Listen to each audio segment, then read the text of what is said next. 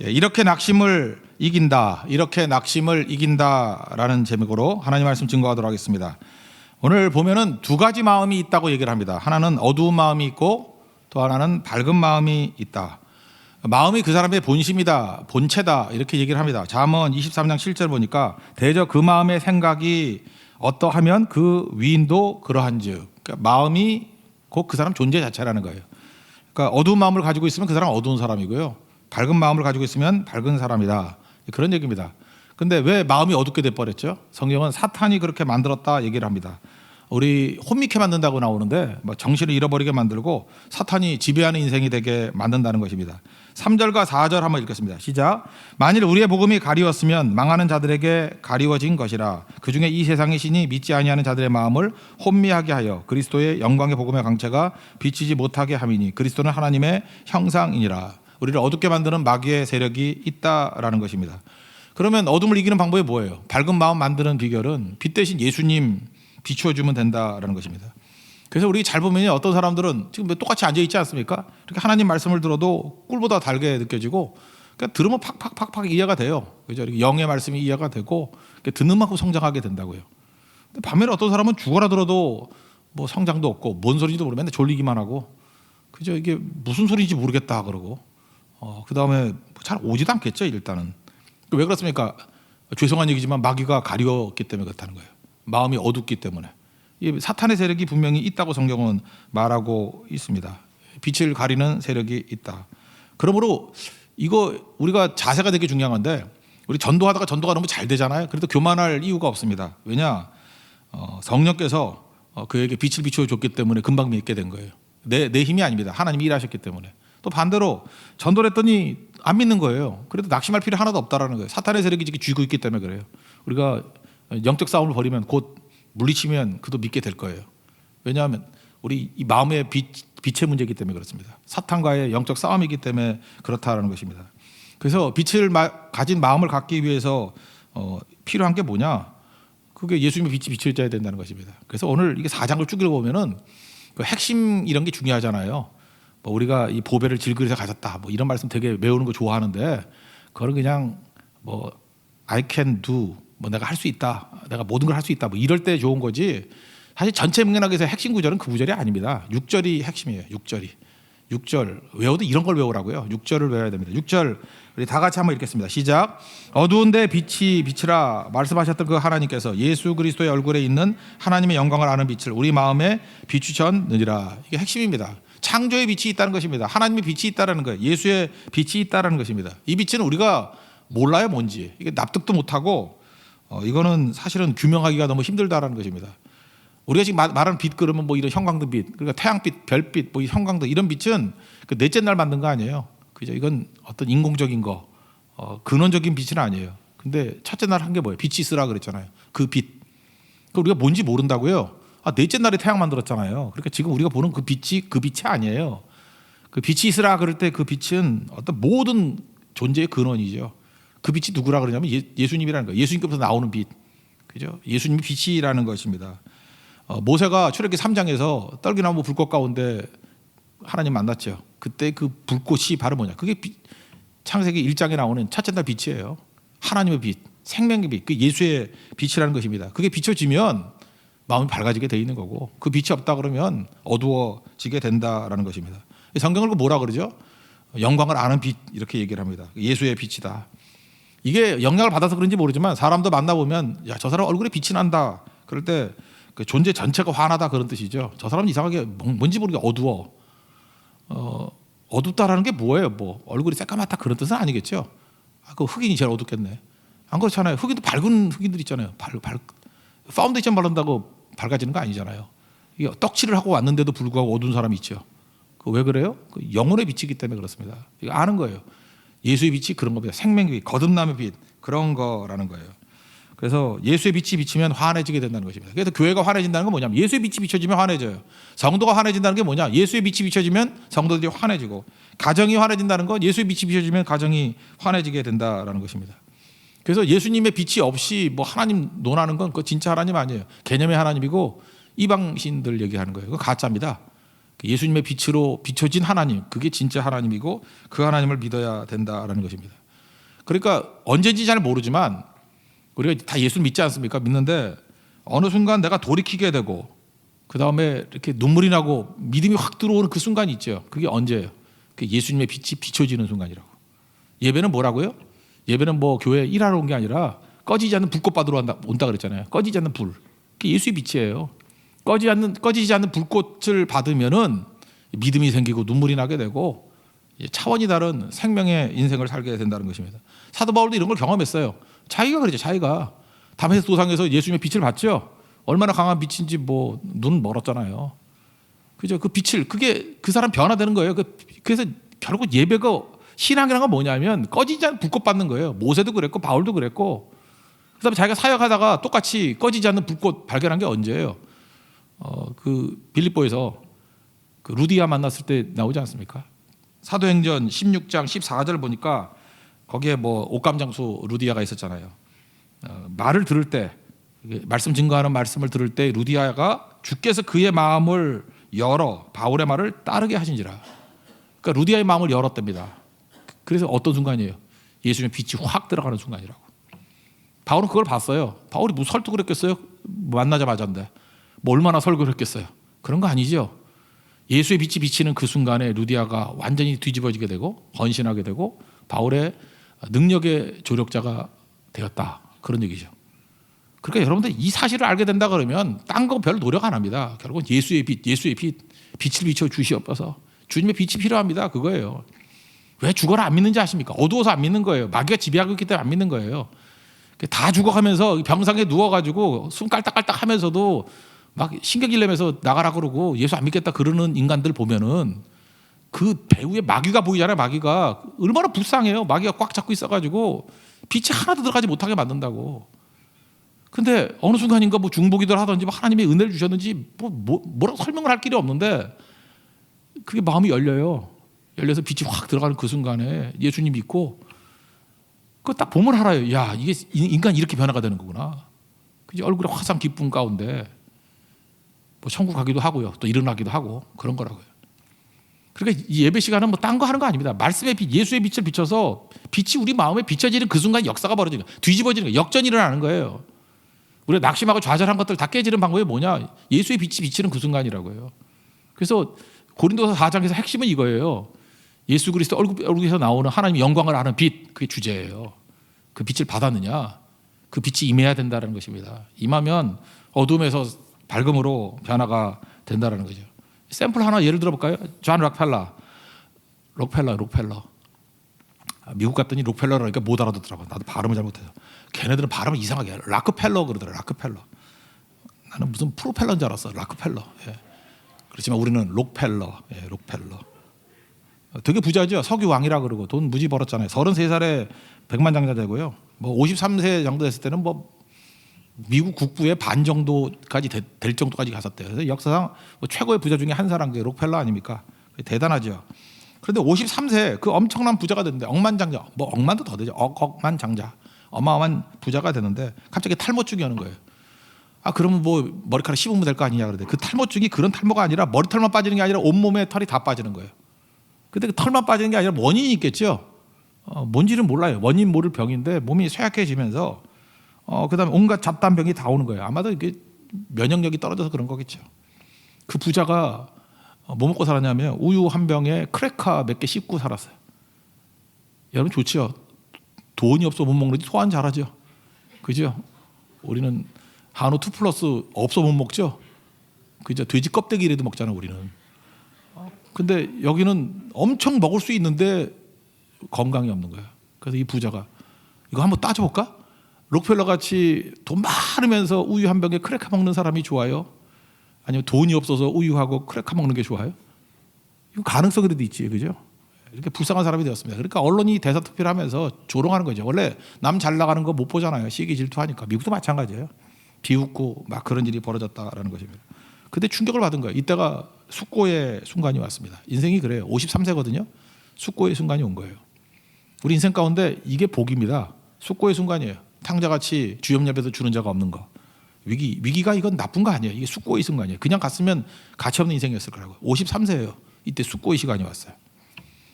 그때 두 가지 생각이 들더랍니다. 기도하면서. 죽으면 이 재산 하나도 못 가지고 가네? 뭐 아주 당연한 얘기예요. 두 번째, 나는 구원이 필요하구나. 이렇게 죽으면 지옥 가는구나. 구원이 필요하구나. 그래서 그때 예수의 빛을 받은 거예요. 예수님 영접했습니다. 그래서 본어게인 크리스찬이 됐어요. 그게 훨씬 더 중요한 거죠. 그러고 난 다음에 의사가 1년밖에 못 산다 그랬어요. 53세, 54세 되기 전에 죽는다. 생일 되기 전에 죽는다. 그런데 그때부터 무슨 생각을 했냐면 이게 돈 뒀다 뭐해. 그러니까 예수님 믿고 나니까 눈이 열리는 거예요. 쓰기 시작하자.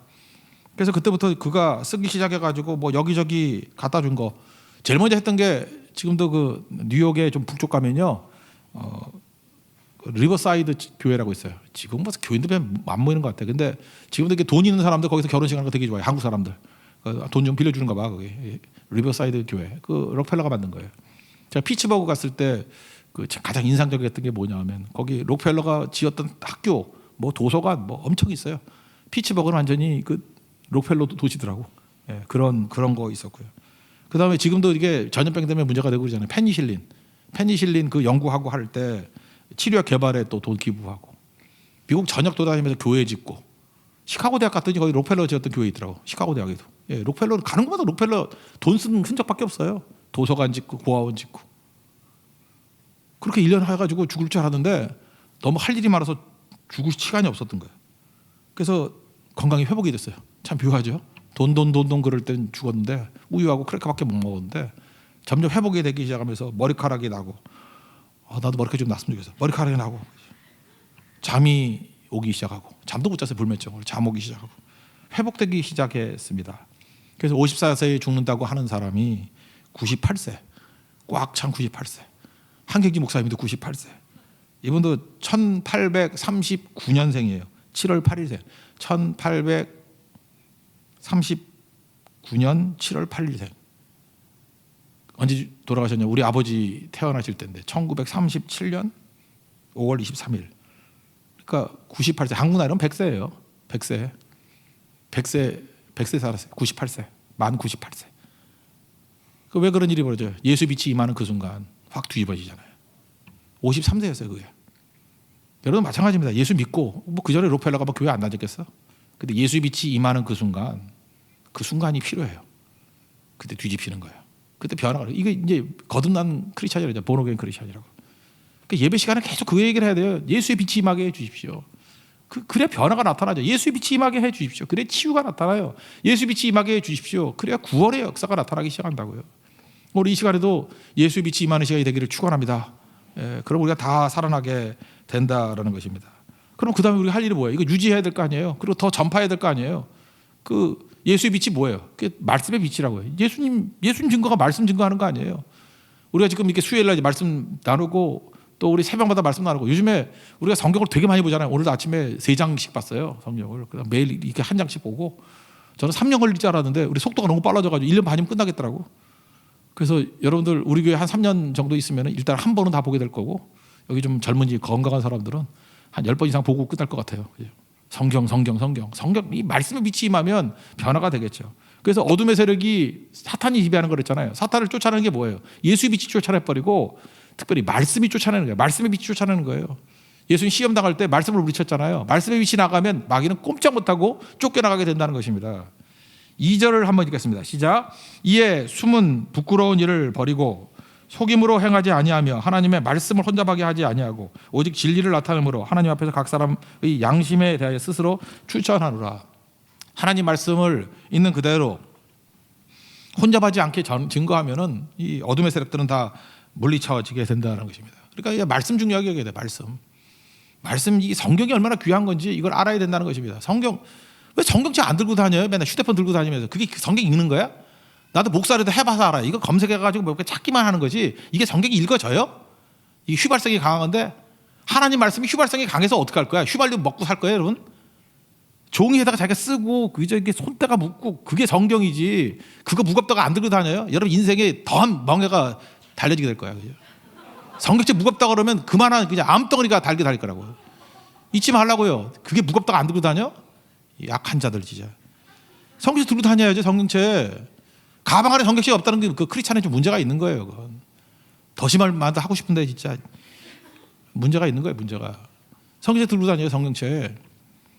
그 뭐 여러 옛날에 뭐 공산 치하에 있을 때 얘기들 많이 있잖아요. 이제 기억나는 건 소련 당시에, 소비에트 연방 당시에, 그때 당시에 성경 금지되고 소련이 이제 망하기 직전에 관광으로 열었거든요. 그래서 서구 사람들이 관광 가게 됐다라는 거예요. 클레머라는 사람이 그 소련 망하기 직전에 이제 관광 간 거예요. 당시만 해도 뭐 공산주의죠. 모스크바 여행길이 열려가지고 그때 가게 됐어요. 마음가운데 성경을 꼭 가지고 가고 싶다. 그래서 성경 책 한 50권 정도, 50명 갔거든요. 그래서 한 사람씩 이렇게 숨겨 들어가면 되지 않겠나. 근데 가이드한테 들켰어요. 가이드가 안 된대요. 그 당신들 그 성경책 들고 가는 거 발견되면은 추방당하고 그 받은 사람은 시베리아로 유배 간다고. 그 참 이상해요, 그죠? 이렇게 공산주의자들이 이상하게 성경을 그렇게 싫어해. 그 무섭다는 거죠. 성경 들어가면 무너지는 거예요, 그 다. 말씀이 들어가면 다 무너지기 때문에 그래요. 그러니까 무서워하는 거죠. 여러분 반대로 보세요. 대적이 무서워하는 게 뭐예요? 마귀가 무서워하는 게 뭐예요? 성경 무서워하잖아요. 그럼 성경이 얼마나 중요한지 알아야 될 거 아니에요. 딴 건 다 막지 않는데 왜 성경만 막는 거야? 지금도 베트남 갈 때도 보면 성경책 많이 막고요. 저도 북한 갔다 왔는데 북한 갈 때도 성경책은 다 뺏어요. 다 뺏어. 그죠? 언제나 그래요. 핍박 중에 핍박이 성경책이에요. 성경 그 제대로 못 가르치게 만들고 못 갖고 있게 만들고. 그래서 그냥 갔대요. 너무 위협을 당해서 클레머라는 사람이. 근데 이게 코스가 그냥 다이렉트로 모스크바 가는 게 아니고 이 아마 코스가 뭐 그리스도 이렇게 통과되는 거예요. 아테네를 지나가게 됐대. 아테네 며칠 있게 되는데 저녁에 아테네 그 서점 지나가다 보니까 거기 뭐 써 있더래. 영어로 써 있으니까 읽었겠죠. 러시아어 성경 뭐 바겐세일 뭐 이런 거. 성경도 바겐세일을 한가 봐. 마음에 딱 와닿는 거지. 이게 하나님의 인도하십니다.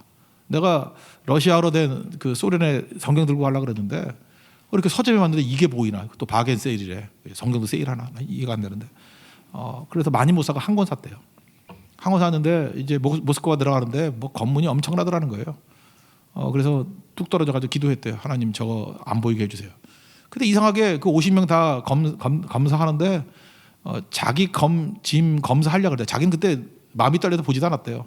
자기 친구 얘기가 갑자기 누가 불러가지고 그냥 통과시켜버렸대요. 거기서부터. 하나님의 도우심이라고 볼 수 있겠죠. 그래서 무사 통과. 그리고 모스크바 여행을 했는데 마지막 날 이제 돌아올 때까지 전달해 줘야 되는데 뭐 단체 관광이니까 사람 잘 못 만나잖아요. 전달할 길이 없더라는 거예요. 누구 만날 사람도 없고. 그래서 마지막 날 자유 시간이 좀 있길래 그냥 어디 나가려 그랬대. 누구 주려고. 그래서 친구가 어디 가냐. 그래서 얘기를 했더니 친구도 이해하면서 우리 한번 찾아보자고. 그래서 뭐 밤중에 뭐 그 다음날 아침에 떠나니까 갈 데가 없어서 으슥한데 좀 위험하지만 갔대요. 갔더니 어떤 아주머니가 구두 수선하고 있더라는 거예요. 그래가지고 물었대요. 간단한 영어니까 뭐 알아듣더래요. 그죠? 간단하게 물으니까 원하는 게 뭐냐고. 그러니까 이 세상에서 소원이 뭐냐고 그랬더니 성경책 하나 갖고 싶대. 내가 성경책 하나를 얻게 해달라고 30년 기도했다 그러더래요. 그러니까 사실은 이 사람이 모스크바 여행 가게 된 이유가 뭐예요? 사실 그 아주머니 한 분의 기도의 응답일 수도 있는 거죠.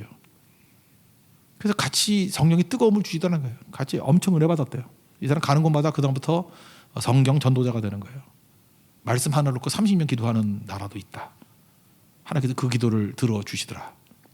지금 이 성경책 뭐 흔하고 흔하 빠진 게 성경책이고 읽지도 않고 그렇죠?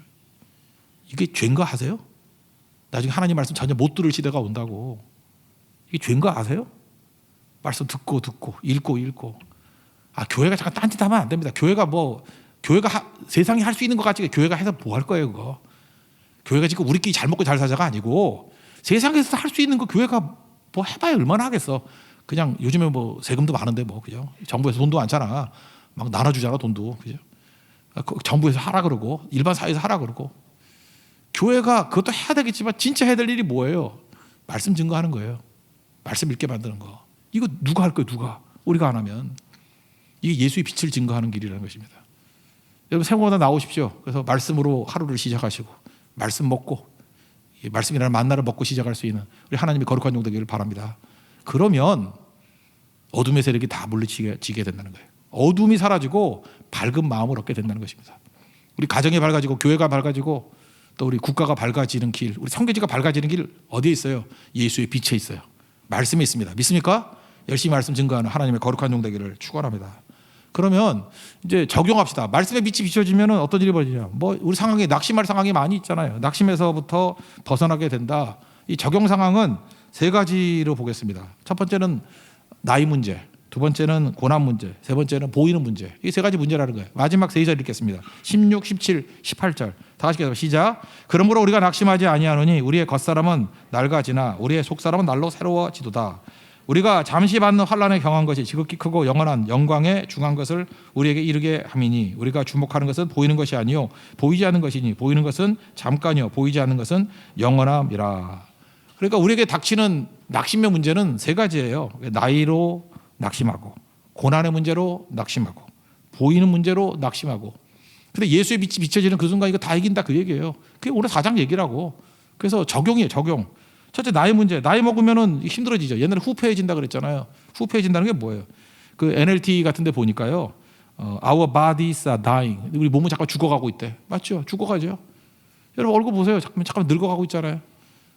우리는 안 늙지 알죠? 우리는 성교를 가기 때문에 성교 이렇게 그 사진들이 있잖아요. 5년 전 사진을 봤어요. 왜 이렇게 다들 젊었지? 젊었다는 얘기 뭐예요? 지금 팍 늙은 거예요. 5년이 짧은 것 같이 보이지만 정말 많이 늙었더라고 다들. 저도 그렇고 여러분은 예외일까? 나만 늙을까? 공평하신 하나님, 그죠? 같이 늙어요, 같이. 그래, our bodies are dying. 늙어 죽어가고 있다는 게 죽어가고 있다. 그러나 our spirit are being renewed every day. 날로 우리 스피릿은 영은 새로워진다. 그렇게 번역하고 있어요. 그러니까 여러분 나이 문제를 이길 수 있는 길은 뭐냐면 이 몸 썩는 거 거기에 투자하면 지게 돼 있어요. 아무리 투자해봐야 그게 그거예요. 여자분들 몸 관리를 잘하면요, 그냥 관리 잘하는 55세고요. 관리를 안 하면요, 그냥 관리 안 하는 55세예요. 절대 말에 속지 마세요. 뭐 10년이 젊어 보인다. 그거는요, 뭐 얻어낼 게 있어서 하는 거짓말이에요. 그럴 리 없어요. 그냥 그 나이 같이 보여요, 다. 그 나이 같이 보인다고. 절대 나이 앞서갈 수 없어요. 그거 나이하고 싸워서 이길 사람은 아무도 없다는 것입니다. 지혜로운 사람은 겉사람은 낡아지지만 속사람은 날로 새롭다. 리뉴드. 그죠? 계속 갱신하는 거. 그게 제대로 된 인생이 된다라는 것입니다. 속이 뭐예요? 그게 영의 사람, 예수의 사람, 생명의 사람, 그런 게 이제 속이죠. 이 속이 중요하다는 건 소나무하고 비슷한 거예요. 소나무를 이렇게 보면요, 어린 소나무는 껍질이 아름답습니다. 그래서 소나무를 딱 봤을 때 껍질이 아름답다 그러면 무조건 어린 소나무예요. 껍질이, 우리 젊은이들 그러잖아요. 껍질만 아름답잖아. 속은 텅 비어 있고. 근데 소나무를 이렇게 껍질이 아름다운 걸 이렇게 잘라보면 그 연필 심으로도 못 쓴대요. 연필로도 못 쓴대요. 너무 흐물흐물해가지고. 겉이 아름답기 때문에 속이 흐물흐물하대요. 나무도 아니에요, 그거. 근데 뭐 이렇게 우리 숭례문 뭐 불났을 때 복원하고 할 때 썼던 금강송, 100년에서 200년짜리거든요. 그런 건요, 껍데기가 막 쪼개지고 그러대, 껍질이. 근데 안에는 나이테가 촘촘해야 되잖아요.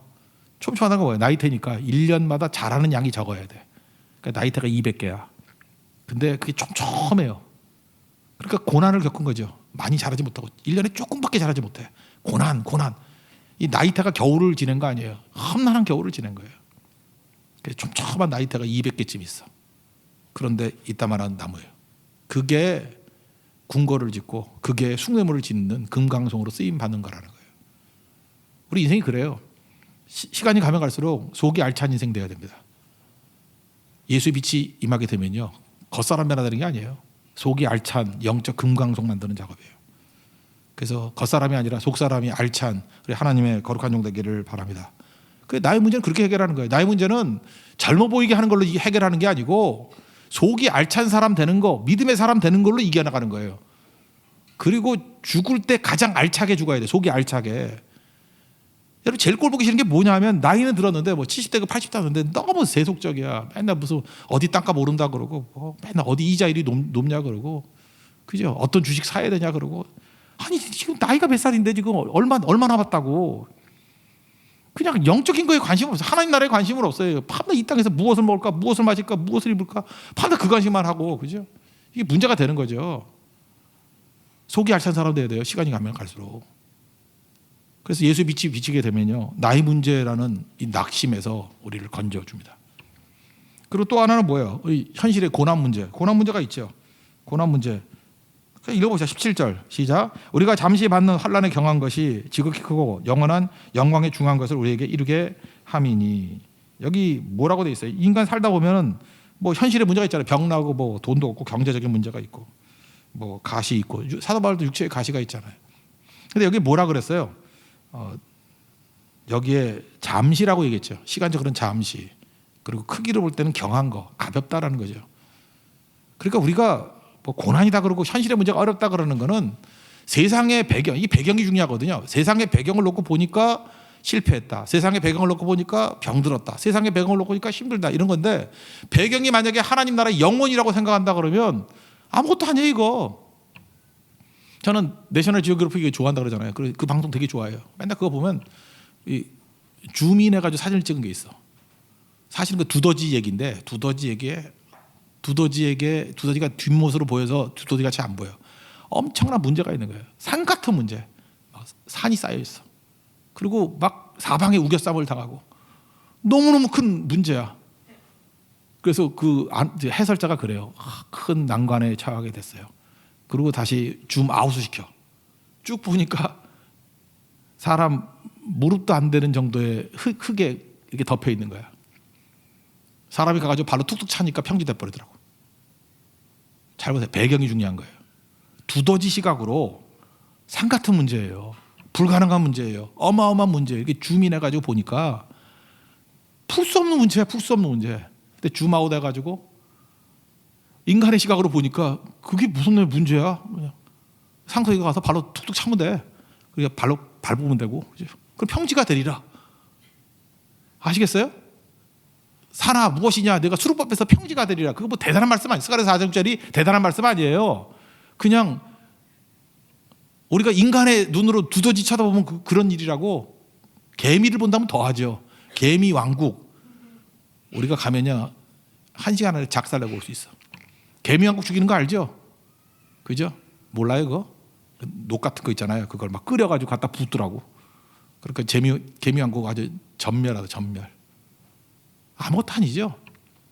그러니까 배경이 뭐로 보느냐에 따라 틀린 거라고. 왜 세상 사람들이 문제가 크다 어렵다 그러냐 하면 세상의 배경을 가지고 보기 때문에 그래요. 비교 대상이 있어야죠. 근데 오늘 성경은 뭐라 그래요?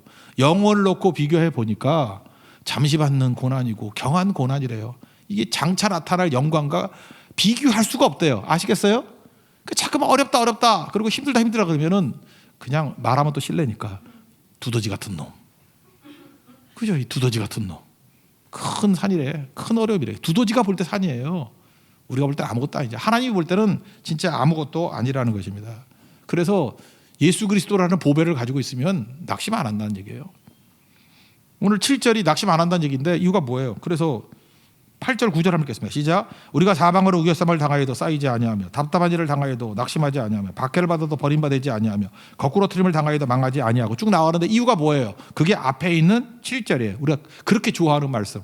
7절 읽겠습니다. 시작. 우리가 이 보배를 질그릇에 가졌으니 이는 힘이 큰 능력을 하나님께 있고 우리에게 있지 아니함을 알게 하려 함이라. 두더지 시각에서 하나님의 시각으로, 두더지 문제에서 하나님의 문제로 변화시키면 배경이 달라지면 아무것도 아니라는 거죠. 믿습니까? 하나님이 능치 못할 일이 뭐가 있어요. 역전되리라. 우린 역전이지만 하나님은 장난이에요. 장난. 하나님은 잠깐 역전 하면은 너 뭐 서울역으로 이사 가고 싶어 그런다고요. 그죠? 그 역전이냐? 나는 이해를 못할 역전이다 그런다고. 아시겠어요? 하나님 앞에 무슨 역전이 뭐가 있어? 그냥 하나님 마음만 먹으면 되는 거지. 그게 무슨 역전이야, 역전. 우리가 개미하고 싸워서 뭐 이기는 게 역전이에요? 그냥 할까 말까 하다가 그냥 하는 거지. 그죠? 우리가 볼 때 역전이지 그건 역전도 아니에요. 주가 일하시네. God works 그러면 끝이에요. 그러니까 우리가 볼 때 역전이지 하나님이 볼 때는 하나님이 일하시는 거예요. 그냥. 이게 능력이에요. 예수의 빛이 비치게 되면 이런 일이 벌어져요. 배경이 달라져요. 예수의 빛이 뭐예요? 세상 배경에서 영혼을 배경, 하나님을 배경으로 살아가는 인생이 되더라. 그러니까 승리할 수 있다. 그런 얘기입니다. 여러분 배경이 바뀔 수 있는 은혜의 종 되기를 축원합니다. 그 다음에 세 번째로 뭐라 그러죠? 18절도 한번 읽어볼까요? 시작. 우리가 주목하는 것은 보이는 것이 아니요 보이지 않는 것이니 보이는 것은 잠깐이요 보이지 않는 것은 영원함이라. 보이는 문제에 우리는 매달려 있잖아요. 왜냐하면 예수의 빛이 없으니까. 예수의 빛이 어떤 빛이라 해서 태양빛 이런 게 아니라니까요. 영의 빛이에요. 영의 빛. 그러니까 빙산의 일각이죠. 눈에 보이는 게 1%도 안 되는 거야. 그게 전부 단지 알고 보이지 않는 영적 세계 어마어마한 게 있는데 욥기 읽어보면서 느낀 게 뭐예요? 욥기 읽으면서 세 친구들이 난장판을 피우는데 걔네들은 뭐 1% 보는 거야. 눈에 보이는 거. 엘리후 뭘 보는 거야? 눈에 보이는 거. 근데 욥조차도 뭐 조금 더 보는 거지. 한 3% 봐요, 욥은. 근데 하나님의 시각에서는 뭐예요? 니네들이 모르는 어마어마한 세계가 있다는 거죠. 보이지 않는 게 지배하는 거지 보이는 건 아무것도 아니라는 거예요. 에스더서를 보세요. 에스더에 나오는 주인공. 그러면 뭐 누가 있나요? 아하수에로. 또 누구 있어요? 뭐 에스더. 또 누가 있나? 뭐 모르드게. 또 누구 있나? 하만. 뭐 이런 애들. 그게 변수예요? 그게 진짜 변수냐고? 아니죠. 하나님이 변수죠. 하나님이 섭리가 있다는 거 아니에요. 하나님이 일하신다는 거. 그러니까 보이는 게 아니라는 거예요. 보이지 않는 거에 승부를 거는 인생을 살아야 된다. 그래서 5장 넘어가면 5장 7절에 우리가 믿음으로 행하고 보이는 것을 행하지 않는다. 그러니까 우리가 어떻게 사는 거예요? 믿음으로 사는 거예요. 보이는 것이 유익이 아니에요. 오히려 보이는 것은 어려워지죠. 이 높은 데 가면은 보이기 때문에 무섭잖아. 안 그래요? 이렇게 높은 데 뭐 어떤 분 이렇게 높은 뭐 절벽 같은데 유리판으로 만들어 놓는데 못 걸어가던데? 그죠? 못 걸어가죠. 보이니까. 근데 만약 깜깜해가지고 눈 감고 간다면 가는 거죠. 원효 스님이 뭐 해골바가지 물 먹었다며. 그 먹을 수 있었던 이거 뭐예요? 그 도사기 때문에 그래요? 안 보이니까. 그죠? 보면 못 먹잖아. 보면 토하잖아. 안 보니까 먹었다면서요. 그 무슨 얘기예요? 우리 눈이 개눈이라는 거지. 그러니까 원효가 깨달은 건 아무것도 아니지. 원효로 있잖아. 원효로도 있고 그런데 그거 뭐 간단해요. 그죠? 이게 보이는 것이 아니라 보이지 않는 게 진짜야. 이거로 원효를 뛰어넘는 거예요. 그러니까 원효에 대해서 평생 깨달은 거 요 한 절이야. 요 한 절. 그래서 깨달아서 뭐 이거 스님은 아무것도 아니야. 그래가지고 결혼해 설총 낳고 막 그랬잖아. 왜 딴 데로 빠지지? 하여튼 그래요. 그죠? 성경 한 절 깨달은 거 한 절. 근데 우린 뭐 당연한 거죠. 보이는 게 다가 아니야. 보이지 않는 세계가 훨씬 커. 들리는 게 다가 아니야. 들리지 않는 게 더 커. 그죠? 우리 파장도 들리는 파장이 있잖아요. 보이는 게 우리 눈으로 보인다고 하는 것은 그죠? 이게 부분적인 거라고. 그죠? 이 가시권이라는 게 더 큰 게 있는 거죠. 어마어마한 거. 우리가 사실 본다고 그러면 1%도 안 되는 거라고. 그러니까 예수의 빛이 비춰지게 되면 예수의 빛이 뭐예요? 근원적인 빛이니까 태양빛 아래 살아가는 우리 인생에서 이거보다 더 엄청난 사실 말이 99% 더 커요. 더 큰 세계가 있다. 그거를 어떻게 알죠? 말씀을 듣고 알아요. 그 말씀을 듣는 걸 뭐라 그래요? 믿음으로. 그래서 우리는 어떻게 살아요? We live by faith. 믿음으로 산다고. Not by sight. 보는 것이 아닌 믿음으로 산다고. 그러니까 믿음으로 사는 하나님이 정되기를 바랍니다. 그래서 믿음으로 어떻게 살아요? 예수의 빛이 비춰졌을 때 믿음으로 살 수 있다는 것입니다. 그 핵심은 뭐예요? 우리가 예수 믿고 우리가 전도하고 우리가 예배드리고 신앙을 갖는다는 게 뭐냐? 예수의 빛이 임하는 그 순간이에요. 그러면 적어도 오늘 주제가 낙심이라 그러면 낙심은 이기고도 남습니다. 넉넉히 이긴다는 거예요. 예수의 빛이 비춰지는 은혜 역사가 있기를 축원합니다. 자리에서 일어나겠습니다. 여호와의 유월절 찬양하겠습니다.